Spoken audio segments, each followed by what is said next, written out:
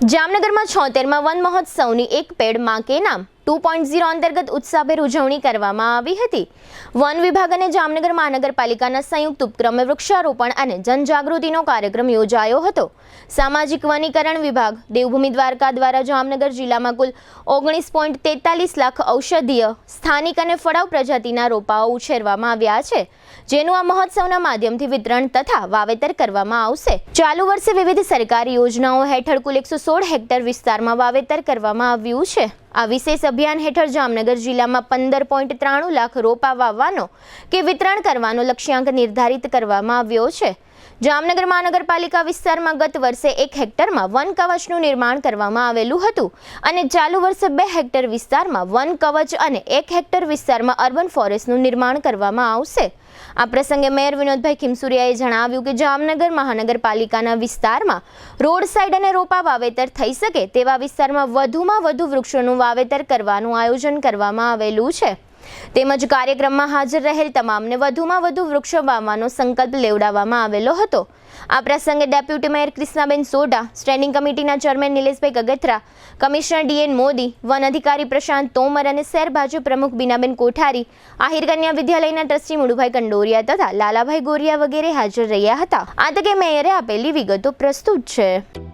જામનગરમાં છેલ્લા 10 વર્ષથી રિયલ એસ્ટેટમાં પ્રખ્યાત નામ ભાવ્ય બિલ્ડકોન લાવી રહ્યા છે જામનગરમાં ખૂબ ઝડપથી વધી રહેલા વિસ્તાર એટલે લાલવાડી, જેમાં લાવી રહ્યા છે માત્ર 1 મિનિટના અંતરે તમારા માટે એક પરફેક્ટ લોકેશન પર 3 અને 4 BHK લક્ઝુરિયસ પ્રીમિયમ ફ્લેટ અને કોમર્શિયલ શોપ્સ એટલે ઓર્ચિડ ગ્રાન્ડ, એ પણ 80% લોનની સુવિધા સાથે। तो चलो बात करिए ऑर्चिड ग्रांड ना विशेषताओं અને સુવિધાઓની।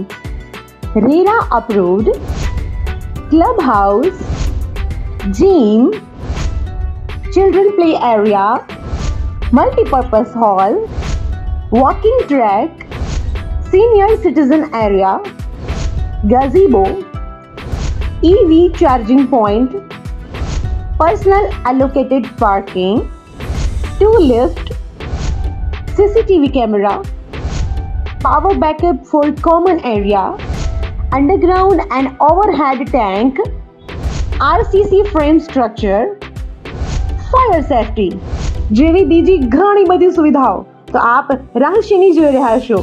અત્યારે જ સ્ક્રીન પર આપેલા નંબર પર કોલ કરો કે પછી સાઇટ મુલાકાત લો। અમારું એડ્રેસ છે orchid grand near income tax office beside ત્રી મંદિર, લાલવાડી મેઇન રોડ, જામનગર।